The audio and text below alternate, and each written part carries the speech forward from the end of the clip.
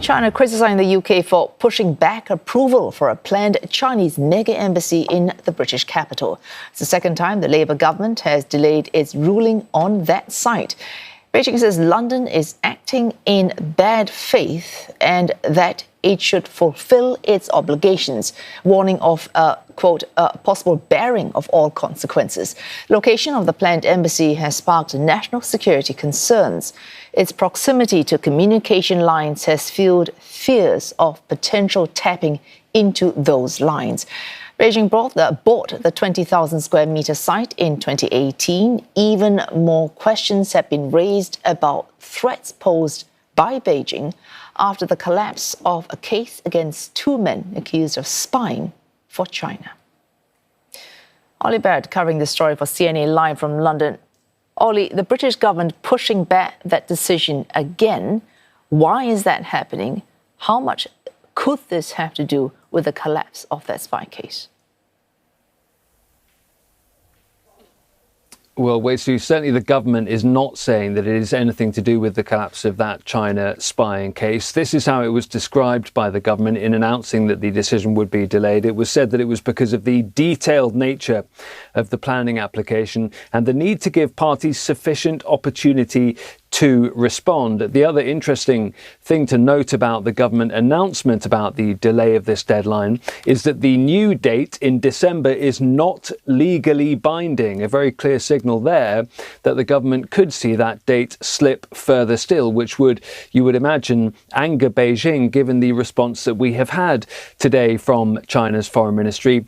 The language used by China's foreign ministry today in their response has been very much noted by critics of the idea of this embassy scheme here in London. That's because Lin Jian, the spokesperson for the Chinese Foreign Ministry, described a contractual spirit and talked about the UK needing to fulfil its obligation and honour its commitments. Well, critics of this scheme say there should have been no commitments extended at all by the UK side, and so they've been asking questions, therefore, of the UK government here in London this Friday. We've had a spokesperson for the Prime Minister saying that he doesn't recognise any claims of commitments or assurances, saying, I can't explain the statement they've set out at the Foreign Ministry in Beijing, but saying that protecting the UK's national security is our first duty.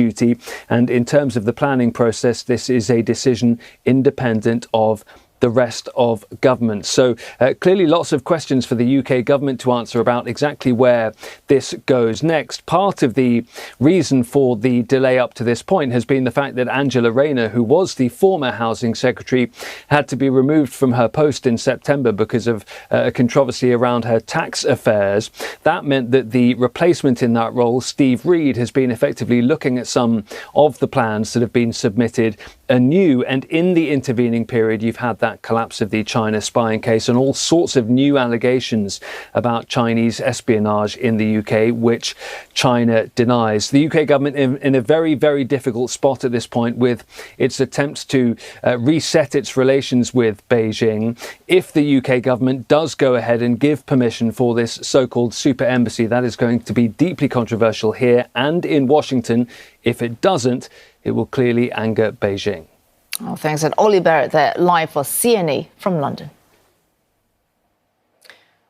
President Donald Trump is preparing to meet his Ukrainian counterpart at the White House. This is Volodymyr Zelensky's third trip to Washington since Mr. Trump returned to office. Kyiv looking for weapons, including US-made Tomahawk missiles, which can strike deep into Russia. The US leader also expects to meet the Russian President Vladimir Putin in Budapest within 2 weeks. They last met in Alaska back in August, but failed then to make significant headway in talks to end that war in Ukraine. Presidents Trump and Putin have just had a lengthy phone call described by the US president as good and productive. Mr. Trump confirms that they discussed the potential sale of US-made missiles to Kyiv, which would be a primary focus for President Zelensky when he's this time in Washington.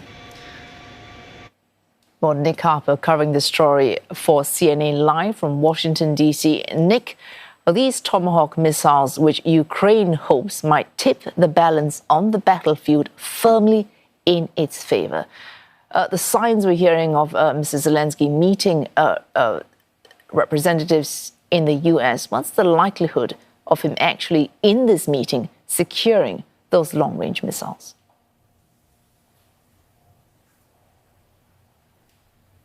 Well, so I think after that Trump-Putin phone call, it's suddenly becoming dramatically less likely that he will be walking away from Washington with those tomahawks. I mean, that call has changed the calculation. It is an unwanted curveball for the Ukrainian leader because, look, Ukraine has been asking for a very long time for these long-range missiles. It is being attacked on a near daily basis by Russia, firing missiles at civilian populated areas of Ukraine. And Ukraine says it needs missiles that it can fire deep into Russian territory, really to level that playing field. And also part of the calculation has been that those long-range missiles would perhaps act as leverage to get President Putin to the negotiating table. And Donald Trump earlier this week seemed to be all for handing over those Tomahawk missiles. He said at the start of the week, if this war is not going to get settled, I may send Tomahawks. But after the phone call, he sounded very different, almost downplaying the idea, going cold on it. He said that he didn't want to deplete US stockpiles, but he also said, importantly, President Putin didn't like the idea. And that is the message that we're getting from the Kremlin as well, a rather emphatic message, really saying that Russia would view it as a hostile move. We're told that President Putin told President Trump on the call that the Tomahawks would not change the battlefield situation, but they would harm US-Russia ties and they would harm the peace process as well. Oh, Nick, Mr. Trump, this curveball you mentioned, this is a leader who likes to play up his unpredictability in talks like these. But how would you stack his interests in terms of balancing what both sides need after the US and what the US would hope to achieve in any deal he might reach with Ukraine and Russia?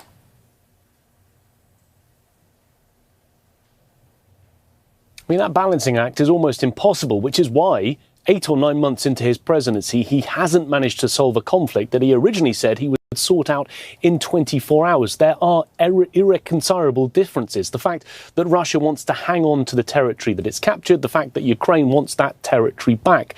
But also Donald Trump admitting on Thursday that really a three-way meeting between himself and the other two leaders is all but impossible because they don't like each other. So he's now talking about trying to have separate but equal meetings. I think part of Trump's strategy, he prides himself on it, are those face-to-face meetings, that personal touch.